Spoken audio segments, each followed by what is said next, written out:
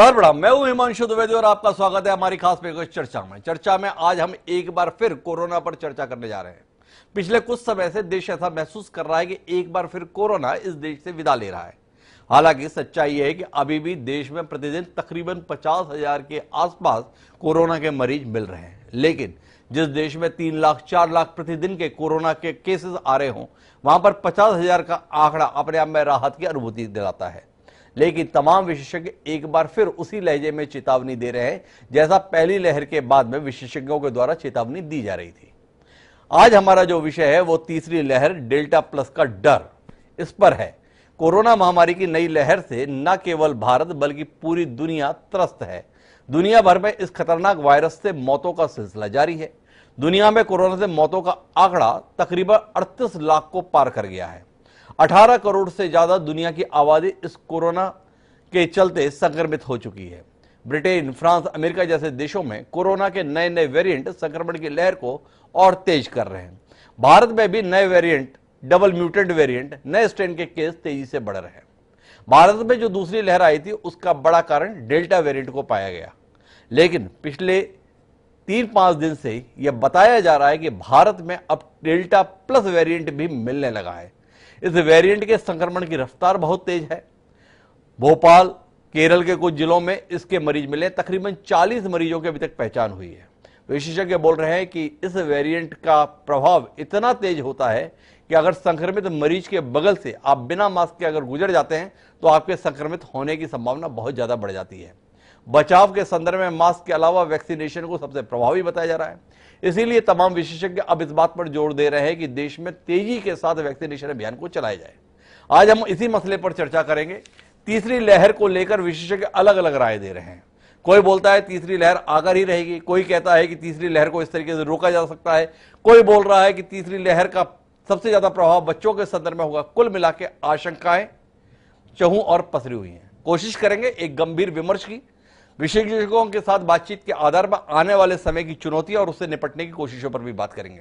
साथ ही हम बात करेंगे देश के सबसे पुराने राजनीतिक दल के द्वारा कल जारी किए गए घोषणा के श्वेत पत्र के संदर्भ में जो राहुल गांधी के द्वारा जारी किया गया। राहुल गांधी ने उन कमियों की तरफ भी ध्यान दिलाया जो दूसरी लहर के समय पर सरकार या सिस्टम के द्वारा नहीं ठीक तरीके से निभाई गई थी जिम्मेदारियां। साथ ही उन्होंने आने वाले समय को लेकर भी कुछ बातें कही हैं। देश का सत्तारूढ़ दल आदत के तहत उसे कतई गंभीरता से नहीं ले रहा है, लेकिन हम उसमें विमर्श के माध्यम से कोशिश करेंगे कि अगर उसमें कुछ ठीक बातें कही गई हैं तो उसको ध्यान में लाया जाए। लेकिन ये सब सिलसिला हम शुरू करें उससे पहले समय है आज के विचार सूत्र का। और हमारा आज का विचार सूत्र बेहद संक्षिप्त है लेकिन बेहद प्रभावी है। हमारा आज का विचार सूत्र यह कहता है, सुज्ञम प्रतिंगित विभाव नमेव वाचा, अर्थात बुद्धिमान व्यक्ति को संकेत करना ही कहना है। श्री हर्ष नैषादी चरित्र से हमें यह सूत्र मिला है।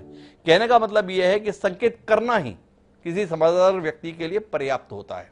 तो तीसरी लहर के संदर्भ में विशेषज्ञ जो संकेत कर रहे हैं उसको हमें समझने की जरूरत है और इसकी रोशनी में हम अपनी बातचीत को आगे बढ़ाते हैं। इस चर्चा का हिस्सा बनने के लिए हमारे साथ छत्तीसगढ़ के स्वास्थ्य मंत्री टी.एस. सिंहदेव जी हैं। जब से कोरोना संक्रमण इस देश में प्रसारित हुआ है तब से टी.एस. सिंहदेव इस देश में राजनीतिज्ञों के बीच में एक ऐसी आवाज रहे जिन्हें किसी भी विशेषज्ञ के मुकाबले कई ज्यादा बेहतर तरीके से बात रखता हुआ महसूस किया गया है। समझने की कोशिश करेंगे उनसे आने वाले समय की आहट को, क्योंकि इससे पहले समय समय पर उन्होंने जो चेताया था कमोबेश दृश्य वैसा ही देश में देखने को मिला। हमारे साथ इस चर्चा का हिस्सा बनने के लिए डॉक्टर एम.सी. मिश्रा साहब मौजूद हैं जो दिल्ली हिम्स के पूर्व निदेशक हैं। चिकित्सा जगत के बहुत बड़ा हस्ताक्षर डॉक्टर एम.सी. मिश्रा साहब एक बार फिर हमारे साथ में। हमारे साथ डॉक्टर अनिल गोयल साहब है, इंडियन मेडिकल एसोसिएशन के राष्ट्रीय सचिव है। इंडियन मेडिकल एसोसिएशन जो डॉक्टरों की सर्वोच्च संस्था है उसके प्रतिनिधि के तौर पर हमारे साथ हैं।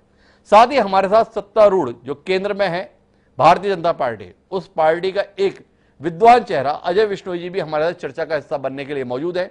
मध्य प्रदेश के स्वास्थ्य मंत्री रह चुके हैं, कई मर्तबा के विधायक हैं।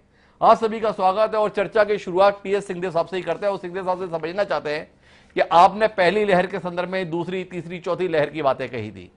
आने वाले समय को लेकर कितना डराएंगे या कितना चेताएंगे? सिंहदेव साहब। हिमांशु जी प्रणाम। दर्शकों को भी मेरा प्रणाम। जहां तक तीसरी वेव का सवाल है जी, ये कोरोना वायरस की प्रवृत्ति है कि इसके उतार चढ़ाव हम देखेंगे, आने वाले समय में भी देखेंगे। पहला वेव देखा, दूसरा वेव देखा, तीसरा वेव भी जरूर देखेंगे। और अब तो विशेषज्ञ nth वेव की बात भी करने लगे हैं जी। कि पता नहीं कितनी लहरें आएंगी, इतनी ही तीव्र होंगी मुझे नहीं लगता। अगर वैक्सीनेशन प्रभावी होगा तो मुझे लगता है कि तीसरी वेव दूसरी वेव से कम संक्रमण की हमको दिखेगी। इतने लोग उसमें संक्रमित नहीं होंगे, इतने लोगों की मृत्यु नहीं होगी, क्योंकि वैक्सीनेशन का कुछ हद तक तो हमको सहारा 30 करोड़ लगभग डोज लग गए हैं, तो कुछ न कुछ सहारा तो उसका होगा। और वैक्सीनेशन अभी ड्राइव चल रहा है, तो तीसरी वेव आए उसके पहले संभवतः 40 करोड़ 50 करोड़ डोज लग गए होंगे, ऐसा हम लोग अनुमान लगा सकते हैं। प्रतिदिन 30 लाख डोज भी अगर लगते हैं तो एक महीने के 9 करोड़ करीब 10 करोड़ डोज हो जाते हैं। तो इससे ज्यादा ही अनुमान लगाना चाहिए कि एक महीने में डोज हो सकते हैं, और शायद तब तक तीसरा वेव ना आए। बच्चों के संक्रमण की बात जो इसमें आती है, उसमें भी मुझे लगता है कि कारण यही होगा कि 18 साल से ऊपर के नागरिकों का टीकाकरण हो जाने के कारण उनमें गंभीर संकेत संक्रमण के नहीं दिखेंगे। और जिन बच्चों का टीकाकरण नहीं हुआ है, 18 साल से नीचे के हमारे जो नागरिक हैं, स्वाभाविक है कि संख्या उनकी तुलनात्मक ज्यादा दिखेगी, कुल संख्या कम होगी। उस कम संख्या में अगर वैक्सीनेशन ड्राइव अच्छे तरीके से चला है तो हो सकता है कि बच्चों की संख्या आपको प्रतिशत आपको ज्यादा दिखे। और वरना ये माना जाता है कि 10 साल या कम उम्र के जो हमारे बच्चे हैं उनमें इम्यूनिटी ज्यादा होती है, तो ये 10 से 18 के बीच के जो हमारे बच्चे हैं इनमें कुछ संक्रमण होगा। दूसरे वेव की संख्या के बराबर उनमें संक्रमण हो, मुझे ऐसा नहीं लगता। अभी आपने जो बात कही वो छत्तीसगढ़ के स्वास्थ्य मंत्री के होने के नाते और विषय की जानकारी के नाते गई। अब मेरा अगला सवाल कांग्रेस के नेता के साथ में है। कांग्रेस पार्टी ने कल श्वेत पत्र जारी किया आपके पूर्व राष्ट्रीय अध्यक्ष राहुल गांधी जी के द्वारा। भारतीय जनता पार्टी की पहली और एकमात्र प्रतिक्रिया यह रही कि देश में कुछ भी अच्छा हो रहा होता है राहुल गांधी से बर्दाश्त नहीं होता है। थोड़ा आपसे समझना चाहेंगे उस श्वेत पत्र के संदर्भ में कि जब कोरोना एक बार फिर देश से विदा हो रहा है, इस देश को बताया था जनवरी में कि कोरोना से जंग हमने जीत ली है, दुनिया को बचा लिया है, अब दूसरी लहर के संदर्भ में भी हालात काफी बेहतर हो रहे हैं, ऐसा देश को बताया जा रहा है। इसके बीच में कांग्रेस श्वेत पत्र लाके क्या बताना चाह रही है, और क्या उसमें ऐसी खास बात है जिसके कारण से लगा कि पत्र जारी करना चाहिए श्वेत पत्र के रूप में? श्वेत पत्र तभी जारी करने की बात आती है जब पारदर्शिता की लोग कहते हैं कि आवश्यकता है कि चीज खुले तौर पे रखी जाए, लोगों के सामने रखी जाए, ताकि लोग उन बातों का संज्ञान ले सकें और अपना अनुमान लगा सकें और अपनी राय बना सकें। तो कांग्रेस ने विपक्ष में रहते हुए अगर श्वेत पत्र जारी किया है तो स्वाभाविक है कि कांग्रेस पार्टी ने श्वेत पत्र के माध्यम से लोगों के सामने जो काम हुए हैं, यदि उसमें कमियां रही हैं तो उनको बताना, और आगे के लिए क्या हमको तैयारी रखनी चाहिए ये इंगित करके रख दिया है कि कहीं ऐसा ना हो कि जवाबदेही में हमसे कमी हो गई कि आपने पहले क्यों नहीं बताया। आप अगर जिम्मेदार विपक्षी दल हैं तो केवल विरोध करना ही नहीं, अगर आपके पास कुछ सुझाव हैं तो आपने पहले क्यों नहीं रखे। तो वो श्वेत पत्र के माध्यम से बातों को राहुल जी ने रखा है। उन्होंने एक आरोप लगाया इसके अंतर्गत, एक आखिरी बात आपसे लेता हूं फिर मैं डॉक्टर अनिल गोयल साहब के पास में चलूंगा, कि केंद्र राज्य सरकारों के साथ भेदभाव ना करे और राज्यों में कंपटीशन ना कराए। क्या कहेंगे आप? इस समय देश में एक कंपटीशन चला कि मौतें किसके यहां कम हैं, दूसरा कंपटीशन अभी चल रहा है कि टीकाकरण किसके यहां ज्यादा तेज हो रहा है। इसके संदर्भ में आपका नजरिया क्या है? क्या खामी है इसमें? अगर प्रतिस्पर्धा है इस संदर्भ में कि कम से कम मौतें अपने राज्य में हों तो इसमें कोई बुराई, टीकाकरण हमारे राज्य में ज्यादा से ज्यादा हो ये कोशिश, क्या इसमें कोई बुराई? कांग्रेस को क्या परहेज है इससे? इसमें मुझे ये लगता है, और मैं इस राय का शुरू से ही रहा, हर दल की बातें आती है लेकिन मेरी राय हमेशा से यही रही कि कम से कम कोरोना जैसे महामारी की स्थिति में, एक वैश्विक महामारी की स्थिति में हमको राजनीति में इसको बीच में लाने से परहेज करना चाहिए। तो अगर राज्यों की समीक्षा हो रही है तो क्यों ना हो, राज्यों के नाम से हो, लेकिन ये तकलीफ की बात हो जाती है, दुख की बात हो जाती है कि कांग्रेस शासित राज्य में ऐसा हुआ, भाजपा के राज्य में ऐसा हुआ। ये कांग्रेस और भाजपा कोरोना में बीच में क्यों आते हैं, क्यों आने दिया जाता है, ये तकलीफ की बात हो जाती है। ये नहीं होना चाहिए। छत्तीसगढ़ ने कुछ काम अच्छा किया है, आप कहिए कि छत्तीसगढ़ ने अच्छा किया है। कुछ छत्तीसगढ़ के काम में कमी है, आप कहिए कि छत्तीसगढ़ में ये कमी है। ये कहना कि एक कांग्रेस शासित छत्तीसगढ़ राज्य में कमी है, ये आपत्तिजनक है। ये देश के, अगर हम कहते हैं कि फेडरल हमारी एक स्ट्रक्चर है, तो ये फेडरल स्ट्रक्चर की बात नहीं हो जाती, फिर राजनीतिक स्ट्रक्चर हो जाता है। ऐसी बात नहीं होनी चाहिए। तो सिंधे साहब का मानना है कि आपदा के दौर में सियासी बातों को जिस तरीके से उभारा जा रहा है केंद्र के स्तर पर, यह ठीक नहीं है। लेकिन मैं डॉक्टर अनिल गोयल साहब आपके पास में आ रहा हूं। आईएमए का पिछले 2-3 महीने से रुख यह था कि केंद्र के स्तर पर जो कुछ भी किया जा रहा है उससे बहुत असंतुष्टि आईएमए के बयानों से महसूस होती थी कि केंद्र उतनी सजगता का, उतनी संजीदगी का परिचय नहीं दिया इस महामारी की दूसरी लहर के दौरान जो इस प्रकार का दिया जाना था। अब तीसरी लहर को आशंकाओं की बात की जा रही है। बतौर आईएमए के प्रवक्ता, उसके राष्ट्रीय सचिव के स्तर पर आपसे जानना चाहते हैं, क्या तैयारियों की जरूरत आप महसूस करते हैं, पहला? और दूसरा, क्या तीसरी लहर को लेकर जबरिया कुछ डराया ज्यादा नहीं जा रहा? जिस तरीके से लूटपाट का मामला अस्पतालों के माध्यम से तमाम घटनाओं के रूप में देश को मिला था, क्या ये तीसरी लहर एक बार फिर आम नागरिकों के लिए मुसीबत का कहर नहीं बनेगी? आपसे सवाल अनिल साहब। आपने 3-4 सवाल एक साथ किए हैं। पहली बात तो मैं आईएमए का प्रवक्ता नहीं हूँ, पक्का हमारे यहाँ जो सेक्रेटरी जनरल महामंत्री होते हैं वो होते हैं, पहली बात। दूसरा, आईएमए का जो परसेप्शन आप दे रहे हैं कि सेकेंड वेव में आईएमए ने सरकार को कहा कि आपने ठीक तरह नहीं कहा, ये भी गलत नहीं है। मैं आपको आईएमए कम से कम 6 लेटर्स ऐसे दिखा सकता हूँ जिसमें प्रधानमंत्री को उन्होंने साधुवाद दिया है, धन्यवाद दिया है जिस तरह से इसको डील किया गया है। इस समस्या को बीच में जरूर जब जैसे दिल्ली में या देश में ऑक्सीजन की समस्या हुई, उसको जरूर आईएमए ने कहा और वो सबने कहा, और मुझे लगता है सब सरकारों ने भी माना कि किस तरह से ऑक्सीजन की समस्या या बेड की समस्या के कारण लोगों को भर्ती होने में प्रॉब्लम हुई, वो सबने माना जी। लेकिन आज जो मिशन प्लान चल रहा जी, जो 80 लाख कल लगा है, उसके लिए भी आईएमए ने एक बार फिर कहा है कि 1 करोड़ लोगों का वैक्सीनेशन का टारगेट केंद्र सरकार ने रखा है। वो अगर होता है तो दिसंबर तक हम एडल्ट पॉपुलेशन को वैक्सीनेट कर सकेंगे। मेरा ये मानना है कि आईएमए इस सब में कॉन्फ्रंटेशनिस्ट एटीट्यूड सरकार से लेकर नहीं चल रहा है, साथ साथ उसके चल रहा है। आईएमए ने भी कहा है कि हमारे डॉक्टर्स को, हमारे नर्सिंग होम्स को, जो देश के कोने कोने में, उनको आप वैक्सीन लगाने की सुविधा दें तो हम 1 करोड़ से ज्यादा भी लोगों को वैक्सीन लगा सकते हैं। 3.5 लाख मेंबर है जी। दूसरा, थर्ड वेव की, थर्ड वेव में अभी और डेटा आना बाकी है। अभी 40 केसेस देश में हैं, पॉजिटिव मिले हैं और उन पर क्लिनिकल और जितने भी उनके जितने एक्सपीरियंस आ रहे हैं उसको देखा जा रहा है कि उनके क्लिनिकल में, जैसे कि एक 60 साल की लेडी थी होम क्वारंटाइन में ठीक हो गई, एक बच्चा था वो सीरियस हो गया लाइक दैट, 4 साल के बच्चे में भी। तो जब तक ये 100 केसेस का डेटा नहीं आता है तब तक हम ये नहीं कह सकते कि ये बहुत संक्रामक होगा या बहुत ज्यादा तेजी से बढ़ेगा। 70% अगर सेकेंड वेव में 70% में सीरो कन्वर्जन या जो सीरम स्टडीज हुई है 70% में दिल्ली में पाया गया है कि इनमें एंटीबॉडी डेवलप हो गई है। ऐसा ही पूरे देश में आइसोलेट करने जा रही है। तो मुझे लगता है उस डेटा के बेसिस पे ये कहा जाएगा कि अब थर्ड वेव आएगी या नहीं आएगी, कितनी संक्रामक होगी, इसकी जो 100 केसेस के क्लिनिकल डेटा के बाद ये पता चलेगा। तो इन दोनों के बाद हम, ये साइंस है, साइंस के बाद पता चलेगा कि ये वेव आएगी भी नहीं आएगी तो कितनी संक्रामक होगी। मेरे को पर्सनली लगता है कि अभी कितने सारे लोग जो इन्फेक्ट हुए सेकेंड वेव में, अगर 70 नहीं 60-70 भी हुए तो निश्चित रूप से एक हार्ड इम्यूनिटी की तरफ हम बढ़ गए हैं और जो वैक्सीनेशन का जो लग रहा है उसका भी प्रभाव होगा। तो थर्ड वेव से ये बच्चों में होगी, क्योंकि बच्चों में वैक्सीनेशन नहीं हुआ है, उसमें जरूर हो सकता है, उनमें हमें एहतियात रखनी पड़ेगी।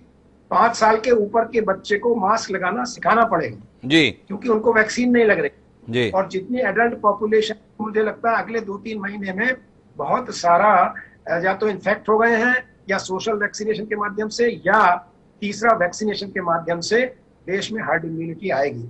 तो आपने पहला सेंटेंस शुरू में कहा था कि डरने की जरूरत है कि अलर्ट रहने की जरूरत है, तो मैं कहूंगा डरने की नहीं, अलर्ट रहने की जरूरत है। अभी भी हमें मास्क लगाने की, सोशल डिस्टेंसिंग की जरूरत है और वैक्सीन हेजिटेंसी को हटाने की जरूरत है। तो हम थर्ड वेव से बचेंगे भी और आएगी भी। तो जो जिसमें वैक्सीन लगी है उसमें कम इन्फेक्टिव होंगे, उसमें बहुत सीरियस नहीं होंगे पेशेंट, ये भी हमको मालूम है। चाहे कुछ जैसे मिनिस्ट्री ऑफ हेल्थ ने भी कहा जी है कि ये वैक्सीन इफेक्टिव है डेल्टा प्लस वेरिएंट को। जी। अगर मान लीजिए इन्फेक्शन होता भी है तो माइल्ड होगा, ये हम लोग मानना है। अनिल गोयल साहब, आपने कई सारी बातें कही, लेकिन आपने मेरी 2-3 बातों के संदर्भ में कहा कि ये बात मैंने सही नहीं कही। सबसे पहले आईएमए के संदर्भ में आपने कहा कि हम 6 पत्र दिखा देंगे जिसमें हमने साधुवाद दिया है। आपके जनरल सेक्रेटरी डॉक्टर जयेश लेले कम से कम 6 बार तो वो हमारे इस कार्यक्रम में शिरकत कर चुके, और उसमें उन्होंने यहां तक की शिकायत दर्ज की थी कि हमने 10 से ज्यादा पत्र लिखे भारत सरकार को, एक पत्र का जवाब भी नहीं दिया। यह शिकायत है इंडियन मेडिकल एसोसिएशन के जनरल सेक्रेटरी, जिनको आप अधिकृत प्रवक्ता बता रहे हैं। आपसे जानना चाहता हूं कि कोरोना की इस लड़ाई के संदर्भ में अभी भी आपने कहा कि आईएमए ने कहा है कि हम मदद करने के लिए तैयार हैं।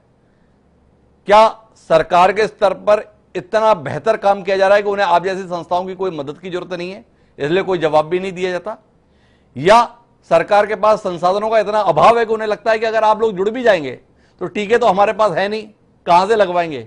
कुल मिला के संवादहीनता पर कोई दृष्टि देंगे आप? देखिए, आपने जैसे फिर कहा, फिर मैं वही कहूंगा, अधिकृत प्रवक्ता अगर आप कह रहे हैं जयेश लेले हैं तो मैं भी तो यही बोल रहा हूँ अधिकृत लेकिन मुझे ऐसा लगता नहीं, चाहे मैं आईएमए का भी एक डिस्टिंग्विश मेंबर हूँ जी, और वित्त सचिवों जो सेक्रेटरी आपने लिखा है, तो मुझे ऐसा लगता नहीं कि उनको जितने भी नर्सिंग होम्स में लगा रहे हैं, जितने भी अस्पतालों में टीके लग रहे हैं, वो भी किसी ना किसी डॉक्टर के अंडर लग रहे हैं, वो भी कहीं ना कहीं आईएमए मेंबर है जी। तो मैं इस बात से फिर इत्तेफाक नहीं रखता कि आईएमए के डॉक्टरी मेंबर है ना, उनकी कोई सुनवाई नहीं है। मैं इस बात से इत्तेफाक नहीं रखता, आपके चैनल पर ऑन रिकॉर्ड बोलूं। तो अनिल गोयल साहब इस बात से इत्तेफाक नहीं रखते हैं कि कोई सुनवाई नहीं है आईएमए के संदर्भ में, लेकिन मैं डॉक्टर एमसी मिश्रा साहब आपके साथ में कुछ तकनीकी बिंदुओं पर जाना चाहता हूं। बिंदु सबसे पहला यह कि भारत का कोरोना के संदर्भ में लड़ाई में क्या गड़बड़ हुई, क्या चूक हुई कि एक समय पे हम और ब्राजील लगभग बराबरी की स्थिति में दिखते थे केसेस के संदर्भ में। ब्राजील हमसे कुछ ज्यादा दिखता था, लेकिन इस समय दुनिया में 2 ही देश हैं जिन्होंने कोरोना संक्रमण के आंकड़ों की संख्या 3 करोड़ को पार की है, और जहां तक ब्राजील के संदर्भ में बात है, ब्राजील लगभग हमारे आधे पे खड़ा है। आपसे समझना चाहता हूं बतौर चिकित्सा विशेषज्ञ कि कहां हमारे स्तर पर ऐसी चूक हुई, खामी हुई, या हमारे यहां परिवेश ऐसा रहा जिसके कारण हम कोरोना संक्रमण की रफ्तार को रोकने में नाकाम रहे, और तीसरी लहर के संदर्भ में जो अलग अलग किस्म के बयान हैं वो कोई सही तस्वीर बता पाने में नाकाम है। आप जिस एम्स से ताल्लुक रखते हैं उसके वर्तमान निदेशक गुलेरिया साहब के स्वयं 3 बयान अलग अलग मौके पर आ रहे हैं। कभी वो बोलते हैं कि तीसरी लहर आके ही रहेगी, कभी उनकी तरफ बयान होता है कि अगर हम ऐसे एहतियात बरतेंगे तो नहीं आएगी। थोड़ा आपसे दिशा मिले पहले कि कहां चूके थे हम, और आने वाले समय की आहट को डॉक्टर एमसी मिश्रा किस तरीके से सुन पा रहे हैं? डॉक्टर हिमांशु, बहुत बहुत धन्यवाद जी। जहां तक दूसरी लहर में चूक का प्रश्न है, तो वो चूक सबसे हुई, वो राज्य सरकारों से भी हुई, भारत सरकार से भी हुई, हम सबसे हुई, आपसे भी हुई, मेरे से भी हुई जी। और इसके लिए प्रत्येक देश का नागरिक भी उतना ही जिम्मेदार है जितनी सरकारें जिम्मेदार है। और इसमें जरूर ये रहा कि इलेक्शन कमीशन को भी बहुत गहन अध्ययन करके ही इलेक्शन डेट्स तय करनी चाहिए थी। कुंभ, जैसे अभी हमने जो अमरनाथ यात्रा को इस समय सस्पेंड किया है, तो कुंभ को भी थोड़ा सा सिंबॉलिक कर सकते थे। तो ये चूक तो बिल्कुल हुई, इसमें कोई संदेह की बात नहीं है, और इसको मान लेने में ही सबकी भलाई है, क्योंकि जो हमने देखा अप्रैल और मई में वो अप्रत्याशित था। लोगों ने बहुत सफर किया, परिवारों ने अपने निकटजन को खोया, और जिस तरह से संक्रमण बढ़ा है, उसकी किसी ने भी गेज नहीं किया था, किसी भी प्रेडिक्शन ने गेज नहीं किया था। जो भी प्रेडिक्शंस पिछले 15 महीनों में हुए, ज्यादातर गलत साबित हुए थे और अभी भी गलत साबित हुए, क्योंकि लोगों के प्रेडिक्शंस तो अभी भी अनुमान कहीं ज्यादा थे उससे। तो फिर भी मैं कहूंगा जितनी हमारी जनसंख्या है उस हिसाब से अगर हम उतने पे ही रह जाते जितने पहली लहर में थे, तो ये एक आश्चर्य की बात होती। जो हुआ उसमें मुझे कोई आश्चर्य नहीं है। जो भारत में जिस तरह की व्यवस्था है, जिस तरह से हमारा पॉपुलेशन, जनसंख्या घनत्व है, और जिस तरह से लोग बात सुनते नहीं हैं, और अभी भी आप देखिए दिल्ली के आसपास जितने मसूरी, शिमला, नैनीताल, पूरे रिसोर्ट्स फुल चल रहे हैं और लोग घूमने दबा के जा रहे हैं। अब आप समझ सकते हैं कि कितने गंभीर हैं लोग कोविड को लेकर, और जबकि अभी 50,000 से ऊपर अभी आ रहे हैं। तो आप ये समझिए कि 10,000 थे फरवरी में और उससे हम कहाँ गए। तो अगर अब 50,000 हैं तो तीसरी लहर में क्या हो सकता है, इसका केवल अनुमान और उससे रोंगटे ही खड़े हो सकते हैं। अच्छी बात है, जैसे बाबा साहब ने कहा कि ऐसा ना हो, अनिल गोयल जी ने भी कहा ना हो, बहुत अच्छी बात है। नहीं होगे तो सब खुश होंगे और सब ठीक ठाक निकल जाएंगे। लेकिन जिस तरह का लोगों ने व्यवहार शुरू कर दिया है उसमें, और ये तो देखिए 40 जो केस आए हैं ये डेल्टा प्लस वेरिएंट के, ये तो टिप ऑफ द आइसबर्ग है। अब आप जितनी जीनोमिक सीक्वेंसिंग करेंगे उतनी ही तो उसमें निकलेगा। तो अभी जीनोमिक सीक्वेंसिंग अभी पूरी तौर से हुई नहीं है और जितनी होनी चाहिए उतनी हुई नहीं है। अगर आप करें तो इस तरह के केसेस भी सामने आने लगेंगे और ये इन्फेक्शस है, ज्यादा इन्फेक्शस है, ये सबने माना है। डेल्टा वेरिएंट भी बहुत इन्फेक्शस था, बहुत संक्रमण फैलाया उसने, और डेल्टा प्लस वेरिएंट का भी अभी तक WHO ने ये कल तक ये कहा था वेरिएंट ऑफ इंटरेस्ट, लेकिन भारत ने अब इसको वेरिएंट ऑफ कंसर्न मान लिया है। हमारी जो समिति है उसने इसको वेरिएंट ऑफ कंसर्न माना है। और जैसे जैसे जीनोमिक सीक्वेंसिंग बढ़ेगी, अभी 45,000 जैसे आपकी स्टोरी में भी था 45,000 जीनोमिक सीक्वेंसिंग हुई है, और मैं समझता हूं जिस तरह की हमारे जनसंख्या और संक्रमण घनत्व है उस हिसाब से ये अपर्याप्त है। इसमें और ज्यादा हमें तेजी लाने की आवश्यकता है जीनोमिक सीक्वेंसिंग। और ये देखिए जो 40 का आंकड़ा है, पहले 4 केस आए, फिर उसके बाद कुछ और 22 केस आए और अब 45 आ गए, और ये 1 हफ्ते 10 दिन 2 हफ्ते पहले का होता है। क्योंकि जीनोमिक सीक्वेंसिंग में लगभग 1 हफ्ता तो लग जाता है टेस्टिंग में, और उससे पहले सैंपल कलेक्शन होगा, वो सेंटर पे जाएगा, जो भी जो सेंटर पास में होगा वहां जाएगा। क्योंकि 10 सेंटर्स पे जो कंसोर्शियम है जीनोमिक, जो आपके उसमें भी बता रहे हैं, तो वो 10 सेंटर्स चिन्हित किए गए हैं भारत सरकार द्वारा, जिसकी फंडिंग स्वास्थ्य मंत्रालय कर रहा है। तो ये नंबर तो कहीं ज्यादा हो सकता है, और अगर ये वाकई में ऐसा है तो तीसरी लहर सूनर देन लेटर जिसको हम कहते हैं वो हम देख सकते हैं। क्योंकि अभी 50,000 से नीचे भी नहीं हम गए हैं, और लोगों ने जिस तरह से कोविड अप्रोप्रिएट व्यवहार को तिलांजलि दे दी है बहुत सारे लोगों ने। और जैसे आपने कहा कि आप पास से भी निकल जाएंगे तो भी संक्रमण हो जाएगा, तो अगर ये इस तरह की बात हुई तो फिर तो आप समझिए कि क्या होगा। ये बस हम लोग अनुमान ही लगा सकते हैं। और इसमें अगर ये वैक्सीन काम कर रही है तो बहुत अच्छी बात है, और जैसा मानना है वैज्ञानिकों का भी मानना है, और जो हमारे डॉक्टर NK अरोड़ा है उन्होंने भी कहा है, डॉक्टर पॉल ने भी ये बात कही है कि वैक्सीन काम करेंगी। और इसीलिए ये आवश्यक है कि कम से कम अधिक से अधिक लोगों को एक डोज कम से कम मिल जाए जितना जल्दी हो। और जैसा मैंने पहले भी आपके प्रोग्राम में कहा था कि मुझे पूरा उम्मीद है कि जून के अंत तक हम करीब 33 करोड़ पे पहुंच जाएंगे एक डोज के साथ, और सितंबर के अंत तक हम करीब 70 करोड़ पे पहुंचने की संभावना है। क्योंकि जो डोजेस की उपलब्धता है जुलाई अगस्त सितंबर में वो बढ़ जाएगी, कोविशील्ड की भी बढ़ जाएगी, कोवैक्सीन की भी बढ़ जाएगी, और स्पुतनिक भी आ गई है। हो सकता है जायडस कैडिला भी थोड़ी बहुत डोज दे दे।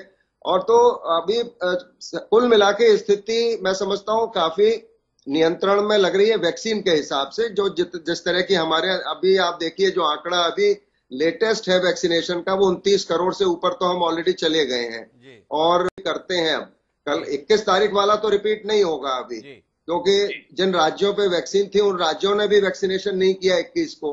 अब जिन्होंने किया है उन्होंने किया है, वो सब आया है। जो बाबा साहब ठीक कह रहे थे कि भाई ये कहें कि इस राज्य ने इतना कर लिया, इस राज्य ने इतना कर लिया, तो ये अच्छी बात है। और लोगों को इसमें और ज्यादा से ज्यादा राज्यों को भी सहयोग करना चाहिए, और कर भी रहे हैं सब लोग मिलके। मैं समझता हूँ पिछले 15 महीनों में केवल पॉलिटिसाइजेशन इश्यूज का हुआ, जिसकी भी शायद आवश्यकता नहीं थी। वैक्सीन का भी हुआ काफी पॉलिटिसाइजेशन, जिसकी कोई आवश्यकता नहीं थी।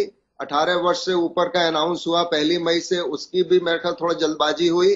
तो सबको पता है कि 135 करोड़ में से 100 करोड़ को भी अगर हमें टीकाकरण करना है दिसंबर तक, तो डोजेस तो चाहिए, जी और डोजेस ऐसी चाहिए जिसमें आप कर पाए। तो ये क्षमता तो हमारी है करने की, जब हम 86 लाख कर सकते हैं, 1 करोड़ से ऊपर भी रोज हम कर सकते हैं। और निजी क्षेत्र को भी ले लें और सरकारी क्षेत्र दोनों को मिला लें, तो मैं समझता हूं कंधे से कंधा मिला के, जैसे महामारी में, जैसे सेकंड वेव में, फर्स्ट वेव में सबने काम किया, उस प्रकार से अगर करेंगे तो कोई कारण नहीं है कि हम इस पैंडेमिक से को अच्छे से डील कर पाएंगे। अभी पैंडेमिक रहेगा, पैंडेमिक जाने वाला कह रहे हैं।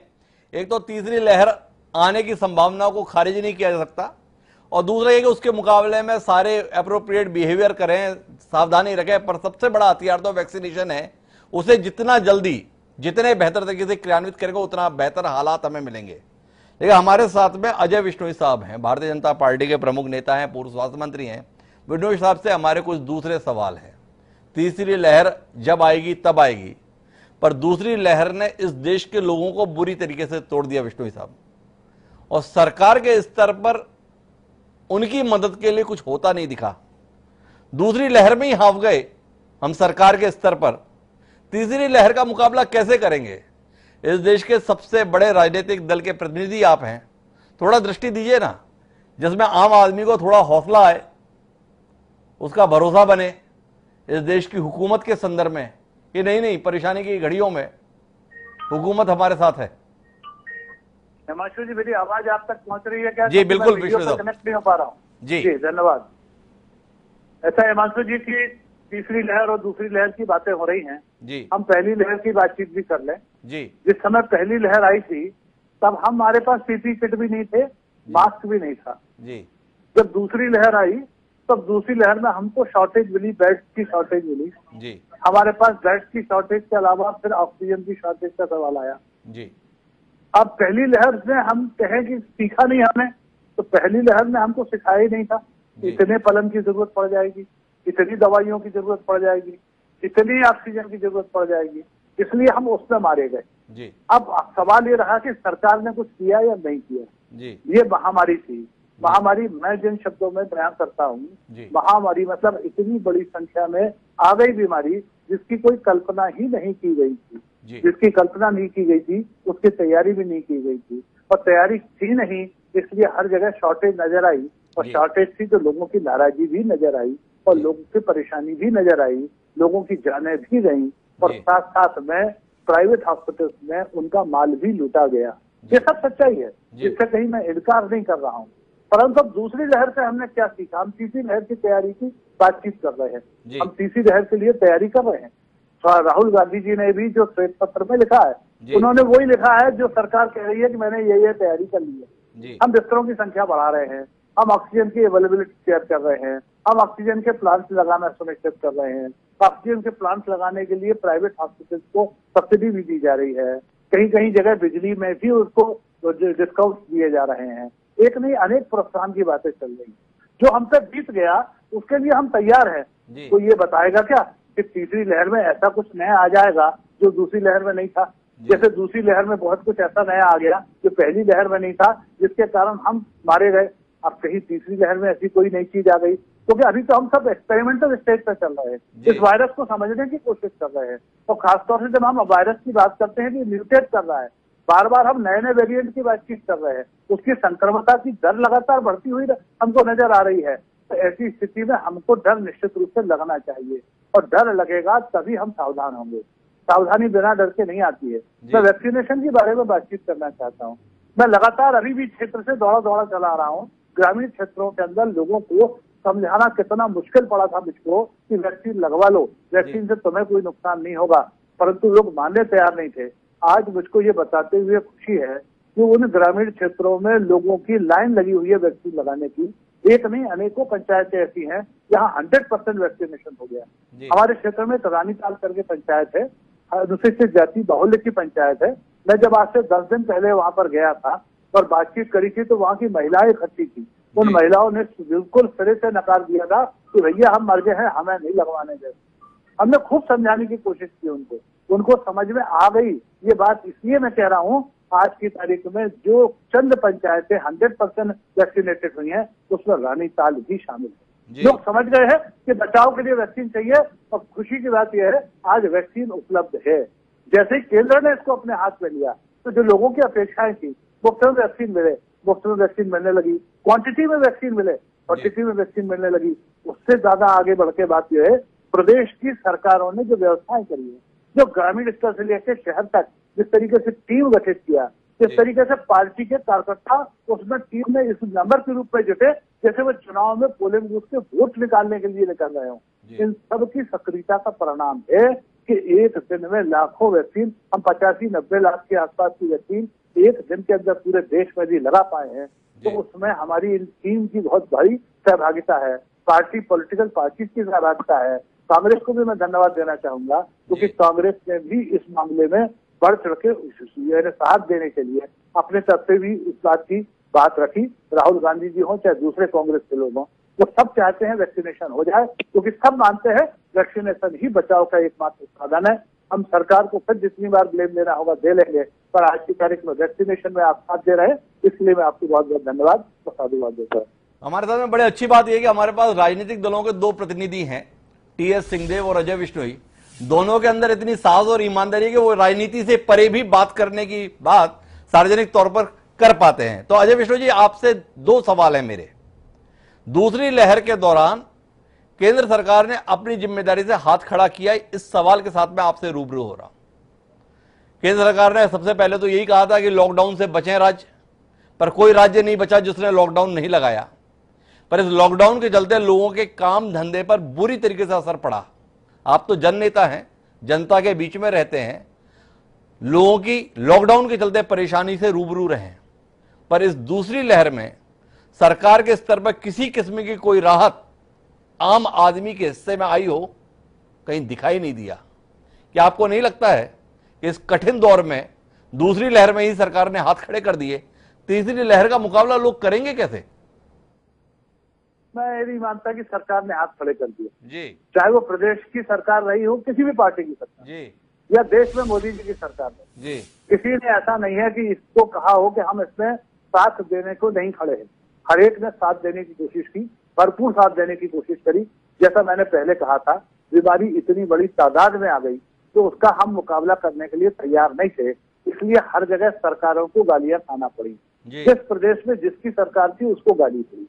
देश में मोदी जी को गाली पड़ी तो मध्य प्रदेश में शिवराज जी को पड़ी, तो यदि भूपेश बघेल जी को छत्तीसगढ़ में पड़ी तो पंजाब में डॉक्टर अमरिंदर सिंह जी को पड़ी, तो कहीं केजरीवाल जी को पड़ी, तो कहीं ठाकरे जी को पड़ी। सवाल यह था कि लोग अपेक्षा कर रहे थे सरकार से, और सरकार उस तादाद में उसके लिए तैयार नहीं थी, और तैयार नहीं थी इसलिए लोग परेशान हो रहे थे। परेशानी के हालात में निश्चित रूप से नेताओं को कोसना, नेताओं को गाली देना जनता की आम और स्वाभाविक बातचीत है। पर मैं ये नहीं कहता कि कोई सरकार तैयार नहीं थी या सरकार मदद करने के लिए नहीं कोशिश कर रही थी। हर एक सरकार, चाहे वो राज्य की सरकार हो या प्रदेश की सरकार हो, अपनी पूरी ताकत लगा के मदद करने की कोशिश कर रही थी। ऑक्सीजन कहाँ से आएगी, कैसे जाएगी, रेमडेसिविर के इंजेक्शन कहाँ से कैसे लग जाएंगे, वेंटिलेटर कैसे ज्यादा पहुंच जाएंगे, टीमें कैसे मुस्तैदी के साथ खड़ी रहेंगी, हम टेम्परेरी एडहॉक बेसिस पे किस तरीके से हेल्थ के वर्कर्स को बढ़ा लेंगे, उनके हम नियुक्तियां कर देंगे। कोई सरकार ऐसी नहीं थी किसी प्रदेश की और देश की जिसने इस दिशा में कदम नहीं उठाया। मैं माफी के साथ आपको रोकता हूं, मैं चिकित्सा सुविधाओं के संदर्भ में बात नहीं कर रहा, मैं बात कर रहा हूं लोगों के रोजगार से जुड़ा हुआ। आपने लोगों की दुकानें बंद करा दी, उनके बड़े बड़े बिल आ रहे हैं। आपने मॉल, शॉपिंग मॉल्स में ताले डलवा दिए, उनके बड़े बड़े बिल आ रहे हैं। आपने फैक्ट्रियों में ताले लगवा दिए, लेकिन उनके खर्चे वैसे के वैसे बने रहे। आपने रेहड़ियों पर लगाने वाले लोगों की गुमटियों को बंद करा दिया, उनके पास जीविकोपार्जन के लिए कोई रास्ता नहीं बचा, लेकिन उनके हाथ में कोई पैसा नहीं थमाया। उन लोगों की परेशानी को, उनकी दिक्कत को, उनकी तकलीफ को क्या अजय विश्नोई जैसा जननेता रूबरू नहीं है, और क्या इस पर कोई हस्तक्षेप की उम्मीद नहीं करता है? हिमांशु जी, कैसे अपेक्षा करते हैं अपन जी, सरकार पैसे के नोट छापने की मशीन लगा ले जी, कोई भी राज्य सरकार या प्रदेश दिल्ली की सरकार नोट छापने की मशीन लगा लेगी, जो वो कहेगी कि बिजली का बिल तुम मत दो, हम दे देते हैं, तुम्हारा दुकान बंद है तो तुम्हारे खाने के लिए पैसा हम दे देते हैं। गरीबों की चिंता हुई, गरीबों को मुफ्त में राशन दिया गया, 80 करोड़ जनता को राशन मुफ्त में दिया गया। इससे ऊपर के जो लोग थे उनसे यह अपेक्षा की गई कि आप अपने दर्द को, तकलीफ को खुद एहसास कीजिए, और उससे ऊपर के बड़े जो लोग थे जिनके यहाँ एम्प्लॉइज लगे हुए थे उनसे अपेक्षा ही की गई कि एम्प्लॉइज की तनख्वाह मत काटना, उनको तनख्वाह पूरी दे देना ताकि उनका घर भी चलता रहे और आपका भी चलता रहे। पर कारोबार जो है प्रभावित हुए, छोटों के भी प्रभावित हुए और बड़ों के भी प्रभावित हुए, इसमें कहीं कोई शक नहीं है। पर हम अपेक्षा करेंगे कि हर कारोबारी की मदद के लिए सरकार आ जाएगी, उस समय की राष्ट्रीय पैसों की व्यवस्था कोई किसी की सरकार हो नहीं संभव है। सबको थोड़ा थोड़ा दर्द संभालना पड़ेगा, सबको थोड़ा थोड़ा वजन उठाना पड़ेगा और वो उठाया भी है। उसी के कारण आज हम 2 महीने के बाद फिर से वापस खड़े हो रहे हैं। सरकार के पास कोई नोट छापने की मशीन नहीं है, कहना अजय विश्नोई जी का। टी.एस. सिंह साहब, मैं आपके पास आ रहा हूं। अजय विश्नोई साहब ने उन मांगों को सिरे से खारिज किया जो आपके नेता राहुल गांधी जी ने कल श्वेत पत्र के माध्यम से साझा किया था। 4 बिंदु थे, 2 बिंदु आखिरी के क्या थे? कोरोना के आर्थिक सामाजिक प्रभाव की बात, न्याय योजना की तरह गरीब लोगों, छोटे व्यापारियों को आर्थिक मदद करे सरकार। न्याय का नाम आपको पसंद नहीं है, न्याय योजना कोई और नाम रख लें। लेकिन अजय विश्नोई जी का कहना है कि कैसी बातें कर रहे हैं, कहां से लाएंगे इतने पैसे? दूसरा, जो लोग कोरोना के चलते जान गंवा बैठे, अपने परिवार के रोजगार का एकमात्र सहारा थे, आज वो परिवार सड़क पर है और उसकी मदद करने के संदर्भ में सुप्रीम कोर्ट में सरकार ने कह दिया कोई व्यवस्था नहीं है। 4 लाख रुपए की राहत राशि देना संभव नहीं, देंगे तो कुछ पैसे बचेंगे ही नहीं। क्या कहेंगे सिंह साहब, ऐसी मुश्किल घड़ी में, ऐसे दुख की घड़ी में, ऐसे तकलीफ के क्षणों में सरकारों ने हाथ खड़े कर दिए हैं, हमसे अपेक्षा नहीं रखो। किसके पास जाए अपेक्षा लेके?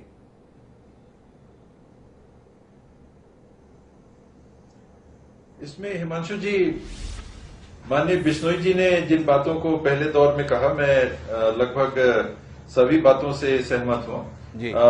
केवल वैक्सीनेशन के बारे में मैं ये कहना चाहूंगा कि वैक्सीन अभी देश में उतनी अभी भी उपलब्ध नहीं है जी। अभी भी लोगों का कहना है कि केवल दिन में 30 से 38 लाख वैक्सीन ही प्रतिदिन बन रही है जी। 40 लाख भी अगर उसको पकड़ लेते हैं तो 1 करोड़ का जो लक्ष्य है उससे हम 2.5 गुना पीछे हैं जी। 1 करोड़ वैक्सीन जिस दिन से देश में उपलब्ध होगी वैक्सीन लगाने के लिए, प्रतिदिन अगर वैक्सीन लगती है तो 5.66 महीने में, जो 200 करोड़ में से अगर 30 करोड़ लोगों को वैक्सीन लग गई है तो 5.66 महीने लगेंगे, करीब 6 महीने लगेंगे जी। और अगर 1 करोड़ से कम वैक्सीन उपलब्ध होती रही इस दरमियान तो समय हमको ज्यादा लगेगा वैक्सीनेशन में।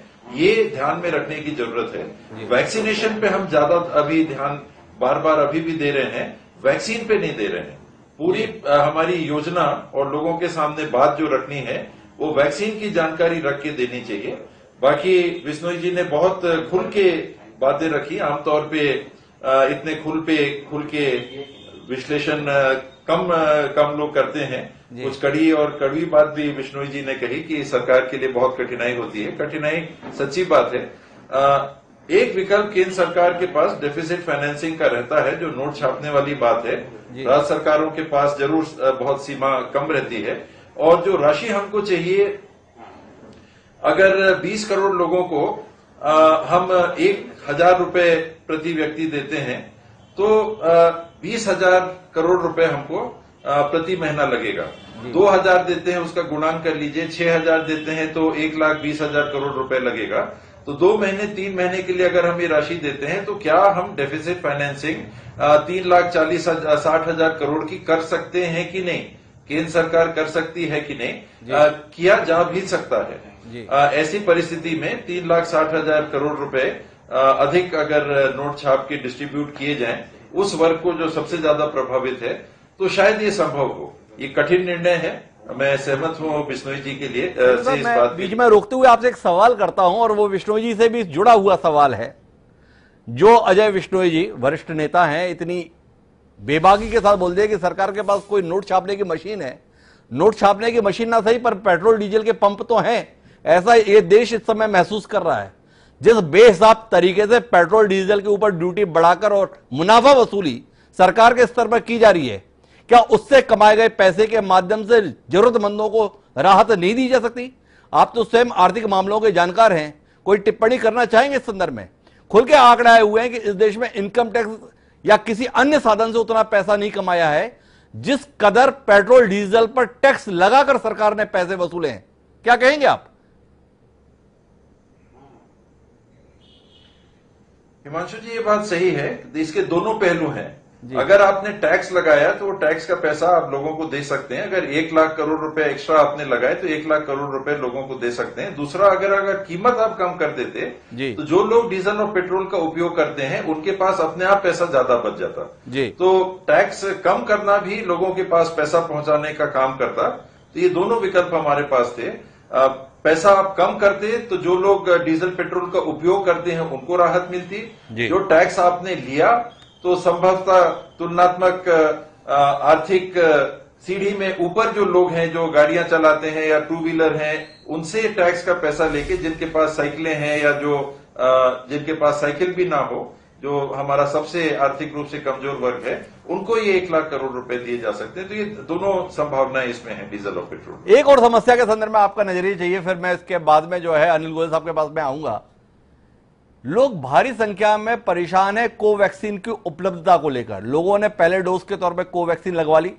कोवैक्सीन की मियाद 28 दिन के बाद दूसरे डोज के संदर्भ में उसकी मियाद की अवधि बढ़ाई नहीं गई है और दूसरे डोज के लिए वैक्सीन उपलब्ध नहीं हो रही है। क्या विकल्प है लोगों के पास में, या लोगों को वापस नए सिरे से शुरू करना है? बतौर स्वास्थ्य मंत्री इस समस्या को किस तरीके से निपटने की तैयारी कर रहे हैं टीएस सिंह साहब?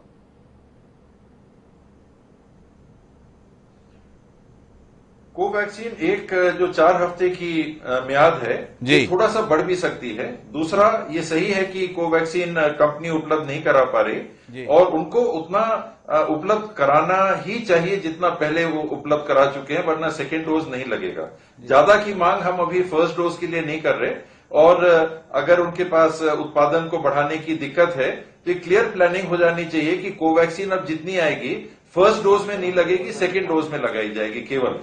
तो ये सेकेंड डोज की जो समस्या है ये कुछ हद तक कवर हो जाएगी।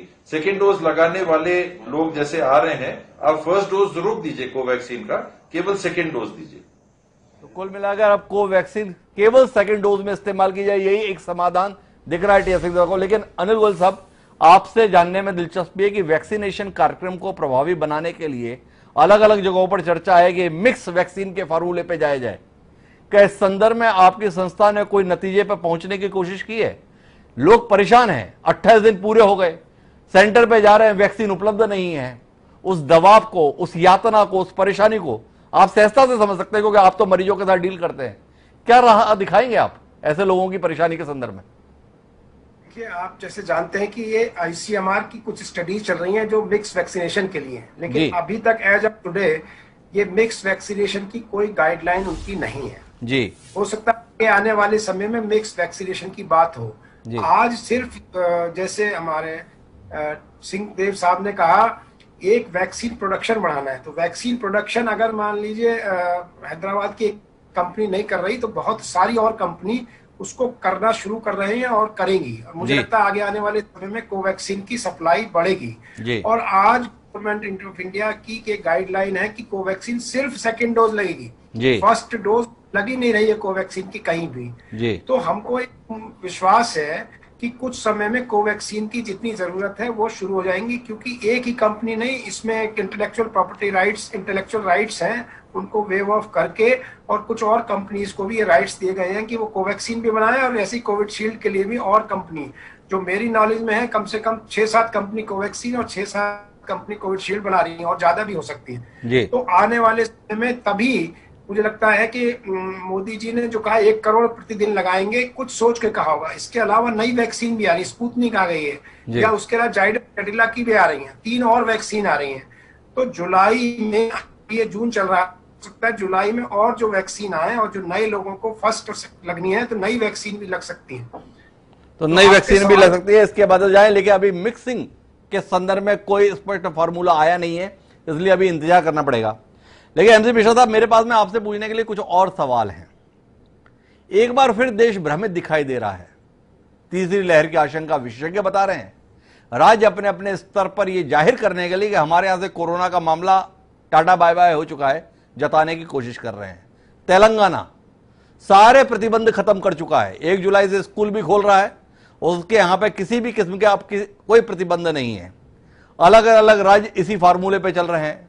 मध्य प्रदेश भी जुलाई से स्कूल खोलने की बात कर रहा है।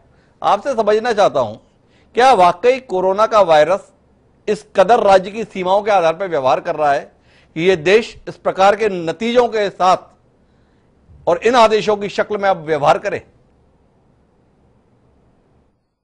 नहीं, आई थिंक आप जो कह रहे हैं बिल्कुल, अभी स्कूल खोलना उचित नहीं है जी। मैं समझता हूं कि स्कूल अभी नहीं खुलेगा तो ऐसी कोई समस्या नहीं पैदा होगी। ये बात बिल्कुल ठीक है कि बच्चों में संक्रमण कम हुआ है। एवरेज अगर औसतन माने तो 10 से 12% बच्चों में हुआ है संक्रमण, पहली लहर में दूसरी लहर में मिला के। और अगर हम विश्व की भी बात करते हैं तो बच्चों में संक्रमण 10% औसतन रहा है जी। और बच्चे सभी घर पे रह के ठीक हो गए। बहुत कम संख्या में बच्चों को गंभीर संक्रमण हुआ और उससे भी कम संख्या में बच्चों में मृत्यु दर रही। ये बात बिल्कुल ठीक है। और कुछ देशों ने स्कूल छोटे बच्चों के बंद नहीं किए किसी भी लहर में, और वो स्कूल खुले रहे, छोटे बच्चे स्कूल जाते रहे। उसका जो परिणाम थोड़ा सा ये हुआ कि जो अध्यापक थे उनको बच्चों से संक्रमण हुआ और कुछ अध्यापकों की मृत्यु हुई। यूरोप में ऐसी रिपोर्ट्स आई। बच्चों के लिए ये संक्रमण गंभीर नहीं है, ये बात बिल्कुल ठीक है। लेकिन और बच्चों के लिए अभी वैक्सीन भी फिलहाल कोई नहीं है, ये भी बात ठीक है। तो अभी स्कूल कॉलेज कैंपस खोलने की जल्दबाजी नहीं करनी चाहिए, नहीं तो वही बात होगी, फिर से हम वही दोहराएंगे गलती जो हमने मार्च अप्रैल में दोहराई। और क्योंकि उस समय भी कैंपसेस खुल गए थे और फिर बंद करने पड़े और संक्रमण फैला। स्कूल खुल गए थे, उनमें 1-1 लाख बच्चे को संक्रमण हुआ। ठीक है, बच्चों को कुछ नहीं हुआ लेकिन उससे बड़ों को संक्रमण फैला। तो ये बात समझने वाली है। इसलिए राज्यों को बहुत गंभीरता से इस विषय में सोचना चाहिए कि हमारे यहाँ जो जनसंख्या का घनत्व है वो यूरोप से, अमेरिका से वो तुलना नहीं की जा सकती, उसकी ब्राजील से भी तुलना नहीं की जा सकती है उसकी। और ये समझना पड़ेगा कि हमारे यहाँ सब्जी मंडी में आप भीड़ देखिए, ऐसी भीड़ आपको किसी और देश में नहीं दिखेगी। जिस तरह से आजादपुर सब्जी मंडी दिल्ली में देख लीजिए आप, जो हमारे शॉपिंग एरियाज है वहां पे जिस तरह की भीड़ आप देख लीजिए। अभी आप पब्लिक ट्रांसपोर्ट शुरू कर दीजिए, आप चढ़ नहीं पाएंगे उस कोच में। तो इस तरह के जनसंख्या घनत्व के साथ हमें बहुत ही जो कॉशियस अप्रोच लेनी चाहिए, क्योंकि फिर उसका जो परिणाम आता है वो बहुत भयंकर आता है, जो हम लोगों ने अभी देखा है। अगर अभी लोग भूल रहे हैं उसको, सचेत रहने की जरूरत है, ये मिश्रा साहब बोल रहे हैं। लेकिन अजय विष्णु साहब, आपसे जानने में दिलचस्पी है कि राज्य अगर अपने स्तर पर ऐसे फैसले लेंगे तो देश मुकाबला कैसे करेगा?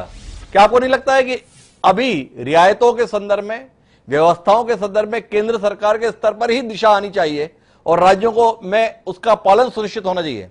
ये राज्य जो अपने स्तर पर फैसले ले रहे हैं, हम तीसरी लहर को खुलकर दावत तो नहीं दे रहे हैं? देखिए, हर एक राज्य की अपनी अपनी अलग अलग परिस्थितियां हैं और यदि कोई राज्य ऐसा समझता है कि वो अब ज्यादा सुरक्षित हो गया है और ज्यादा स्वतंत्रता दे सकता है तो उसको स्वतंत्रता देने दीजिए। अभी एक तरफ अपन परेशान हो रहे हैं कि लॉकडाउन बढ़ते रहने के कारण रोजगार प्रभावित हो गया, व्यापार प्रभावित हो गया। अब यदि कहीं परिस्थितियां सामान्य हुई है तो उसको सामान्य होने दें, रोजगार चलने दें, व्यापार चलने दें, उसको भी पैसा वापस जो घटा हुआ है उसको कमाने का अवसर दें। अब उस पर केंद्र तय करेगा कि नहीं सारे राज्य एक ऐसा व्यवहार करें। इतना बड़ा हमारा देश है, इस देश के हर एक कोने का अपना अपना अलग अलग तापमान है, अलग अलग व्यवहार है और अलग अलग परिस्थितियां हैं। उन परिस्थितियों के हिसाब से क्षेत्रीय स्तर पर निर्णय लेने की स्वतंत्रता लोगों को दी गई है। ये अच्छा हुआ है। सेकंड बार के लॉकडाउन में केंद्र सरकार ने इस बात को पहले लॉकडाउन से सीखा था कि हमारे को हर प्रदेश के हर हालात एक से नहीं है और इसलिए बहुत से लोगों को तकलीफ हो गई थी पहले लॉकडाउन में। अब दूसरे समय के लॉकडाउन में हर एक प्रदेश ने अपने अपने हिसाब से फैसले किए। इसी प्रकार से लोगों को राहत देने के लिए भी केंद्र सरकार ने 80 करोड़ लोगों को दे दिया, अपना राशन दे दिया, ऑक्सीजन की व्यवस्था कर दी, दवा की व्यवस्था कर दी। परंतु दूसरी तरफ हम बातचीत करेंगे तो प्रदेश सरकारों ने इस बात की भी चिंता करी, कोई बच्चा अनाथ हो गया है तो अनाथ बच्चे का लालन पालन कैसे होगा, इसकी शिक्षा दीक्षा कैसे होगी, इसका भविष्य क्या होने वाला होगा। ऐसी बहुत सी चिंताएं प्रत्येक अलग अलग राज्य की सरकारों ने करी है। मैं समझता हूँ इस प्रदेश में अलग अलग देश में, इस देश में अलग अलग प्रदेश, अलग अलग परिस्थितियां हैं। लोगों को उसके हिसाब से निर्णय लेने की स्वतंत्रता होना चाहिए जो आज की तारीख में है और ये बेहतर है। हाँ, सावधानी रखना पड़ेगी। सावधानी रखना चाहिए, लेकिन राज्यों के स्तर पर फैसले लिए देने जाने चाहिए, या जो विष्णु जी का कहना है, क्योंकि देश बहुत बड़ा है। लेकिन सिंधे साहब, हम वापस वैक्सीनेशन पर लौटते हैं। तीसरी लहर के संदर्भ में वैक्सीनेशन में अभी पहले डोज की उपलब्धता को लेकर संकट है, दूसरे डोज को लेकर तो संकट जो है वो तो सामने है, पर जिन्हें पहला डोज दिया गया था उन्हें तीसरे डोज की जरूरत भी कई स्तर पर महसूस की जा रही है। किस दृष्टि से प्लान कर रहे हैं आप लोग इस संदर्भ में, क्योंकि इस वैक्सीन की मियाद, इसकी प्रभावी क्षमता के संदर्भ में साल भर से ज्यादा की कोई उम्मीद किसी विशेषज्ञ के द्वारा नहीं जताई जा रही।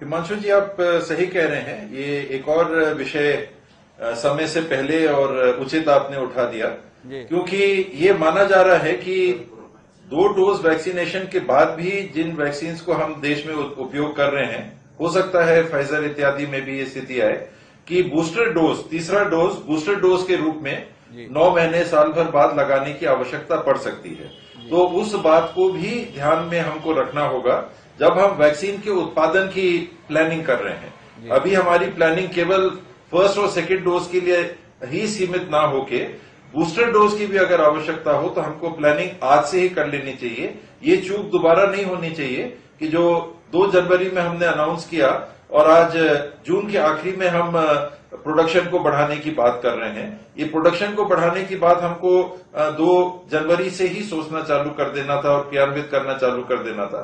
बिल्कुल सही सवाल आपने उठाया। तीसरे बूस्टर डोज की तैयारी हमको रखनी चाहिए। तीसरे बूस्टर के संदर्भ में तैयारी रखनी चाहिए। एक और सवाल जो आपसे रूबरू होना चाहता हूं कि पहली लहर और दूसरी लहर में एक बड़ा अंतर यह था कि पहली लहर में ऑक्सीजन की ऐसी जरूरत महसूस नहीं की गई थी, पर दूसरी लहर में लोगों का ऑक्सीजन लेवल बड़ी तेज गति से गिर रहा था, ऑक्सीजन की त्राही त्राही मची, उस दृश्य को हमने देखा। क्या अंतर्राष्ट्रीय स्तर पर जो ये नए वेरिएंट के संदर्भ में आप लगातार तजुर्बा रखते हैं, तीसरी लहर के मिजाज के संदर्भ में वो कौन सा पहलू है जिसके संदर्भ में आपको लगता है कि ध्यान रखने की जरूरत है, जो पहली और दूसरी लहर से अलग मिजाज इस वेरिएंट का हो सकता है? क्या ऐसी कोई रिसर्च, क्या कोई ऐसा अनुभव अंतर्राष्ट्रीय स्तर पर आपकी जानकारी में आया है? अभी तक तो जो डेल्टा प्लस वेरिएंट की बात आ रही है, जिसको अमेरिका के भी फौची जी ने कहा कि वैक्सीनेशन प्रोग्राम को विफल करने की सबसे ज्यादा संभावना अगर अभी तक किसी चीज में दिख रही है तो ये डेल्टा प्लस वेरिएंट में हमको दिख रही है, इस म्यूटेशन में दिख रही है। लेकिन उसको भी हम पार कर लेंगे, जो स्थिति है उसको भी हम पार कर लेंगे, ऐसा उन्होंने कहा। लेकिन गंभीर चिंता इसके बारे में उन्होंने व्यक्त की है। और मेरा अनुभव अभी भी यही कहता है कि जो हमारी कमी थी, ऑक्सीजन की जो कमी आई वो संख्या के चलते आई। तीसरे दौर में अभी भी मेरा मानना है और मैं चाहूंगा कि मैं गलत साबित ना हो, संख्या कम रहे तो शायद ऑक्सीजन की दिक्कत ना आए। लेकिन आईसीयू बिस्तर ये छत्तीसगढ़ में तो कम से कम हमको काफी कम महसूस हुए थे पीक में।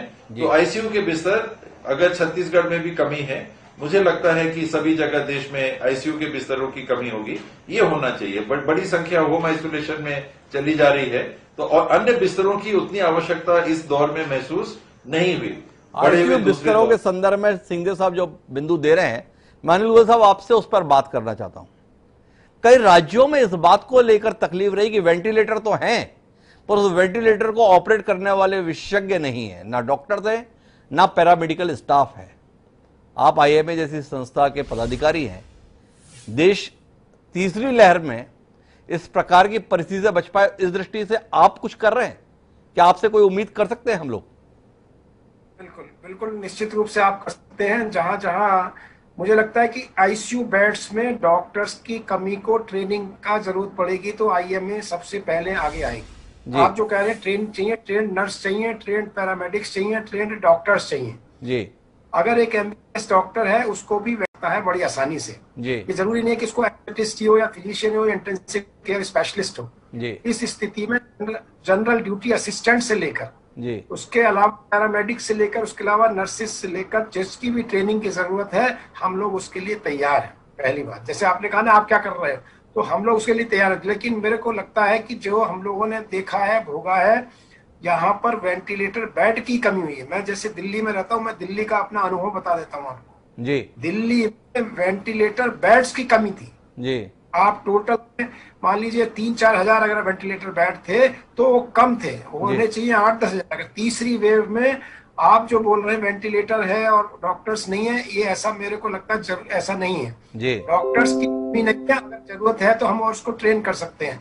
लाइक दिल्ली जो आज हमने देखा 28,000 केस दिल्ली में पीक पर थे, तो जब उनको जरूरत थी 5,000 वेंटिलेटर बेड की तो वो नहीं थे जी। ये एक विषय है, इसको आप जानना चाहिए, हमको कोई ट्रेन करना है। मैं दो विषयों को आपके जानकारी में साझा करता हूं। एक, आपने दिल्ली को लेकर बात की जहां पे आप रह रहे हैं कि वहां पर मरीज ज्यादा थे, वेंटिलेटर बेड की जरूरत थी पर वेंटिलेटर बेड नहीं थे। लेकिन ये देश केवल दिल्ली के स्तर पर नहीं देखा जाता, यहां पर रूरल एरियाज हैं, ग्रामीण क्षेत्र हैं, जहां पर सरकार ने कोशिशों के तहत में 2 बेड 4 बेड वेंटिलेटर की सहूलियत के साथ उपलब्ध कराए, पर उन्हें ऑपरेट करने के लिए ना तो डॉक्टर थे ना ही पैरामेडिकल स्टाफ था। सिंहदेव साहब हमारे साथ हैं, वो इसकी पुष्टि करेंगे। तो आपसे जानने का विषय है कि अगर जरूरत होगी तो हम ट्रेन कर देंगे, या आईएमए आने वाले समय की तैयारी पे हम बात कर रहे हैं, तो क्या उम्मीद हम कर सकते हैं आपसे कि आप एक कार्यक्रम चलाएंगे जिसके तहत इसका प्रशिक्षण दिया जाएगा, कम से कम कोई डॉक्टर वेंटिलेटर के संदर्भ में एक बेसिक जानकारी के साथ मौजूद रहे? क्या ऐसी कोई पहल की उम्मीद आपसे कर सकते हैं? बिल्कुल, आपके चैनल पर मैं बिल्कुल स्पष्टता से कहना चाहता हूं कि ये हमसे उम्मीद बिल्कुल रख सकते हैं हम, आप, और हम इससे मैं इस बारे में सरकार को भी लिख रहे हैं कि जहां आपको हमारे डॉक्टर्स से द्वारा ट्रेनिंग की जरूरत है वहां हम कर सकते हैं, इसमें कोई संदेह नहीं। गोयल साहब एक सार्थक बात कह रहे हैं कि अगर इसकी कोई जरूरत है तो वो उसके लिए तत्पर है और उसे करने के लिए वो अधिकृत रूप से कह रहे हैं कि हम इसके लिए तैयार हैं। सिंहदेव साहब, आपसे जानना चाहूंगा कि क्या इस संदर्भ में आप कोई पहल करेंगे आईएमए को साथ लेकर इस प्रकार का कार्यक्रम चलाने की? जी अवश्य करेंगे। समय समय पर आईएमए के प्रतिनिधियों से बात होती रही है और आगे भी हम ये संपर्क और संबंध बनाए रखेंगे और अवश्य उनका सहयोग लेंगे। तो कुल मिलाकर मैं बातचीत को अंतिम काम पर ले जाता हूं, तो महत्वपूर्ण बात यह है कि तीसरी लहर को लेकर हम आशंकित भले ही ना रहें, पर हमें सचेत रहने की जरूरत है, अपने आसपास के परिवेश को लेकर भी और साथ साथ अपने खुद के व्यवहार को लेकर भी। वैक्सीन के संदर्भ में स्पष्ट मत है कि सबसे बड़ा हथियार तो वैक्सीन है। तो आपके आसपास जो भी लोग हैं उन्हें प्रेरित कीजिए कि वह वैक्सीन को अपने जीवन का हिस्सा बनाते हुए उसे जरूर लगवाएं, क्योंकि वो एक कवच के तौर पर काम करेगा।